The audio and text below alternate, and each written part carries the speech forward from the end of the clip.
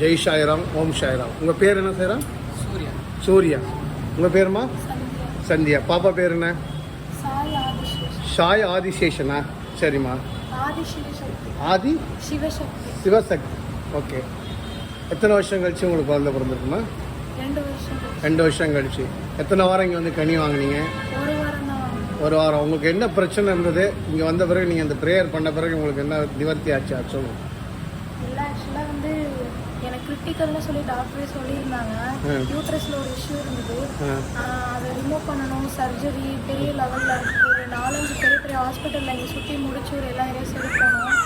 அப்புறம் இங்கேயே வந்து சாய்ராம் கிட்ட சொன்னோம், எனக்கு டெலிவரி பண்ண பயமாக இருக்குது, நான் சிசேரியன்னு சொல்கிறாங்க அப்படின்னு தான் சொன்னேன். அதெல்லாம் ஒன்றும் இல்லை, தைரியமாக போ அப்படின்னு சொன்னாங்க. அவங்க 2 பேரும் தான் பிளஸ்ஸிங்ஸ் பண்ணிவிட்டு வளகாப்பு கூட இங்கே தான் போட்டோம். அதேமாதிரி அவங்க சொன்ன மாதிரி நார்மல் டெலிவரி தான் ஆனிச்சு. எனக்கு நார்மல் டெலிவரி ஆனிச்சு. ஆண் குழந்தை தான் பிறக்குன்னு ஆசீர்வாதம் பண்ணாங்க. நான் பெண் குழந்தைன்னு வேண்டினேன். அவங்க எதார்ச்சமாக பிளஸ்ஸிங்ஸ் பண்ணுறப்ப நல்ல அழகான ஆண் குழந்தை பிறக்கும் அப்படின்னாங்க.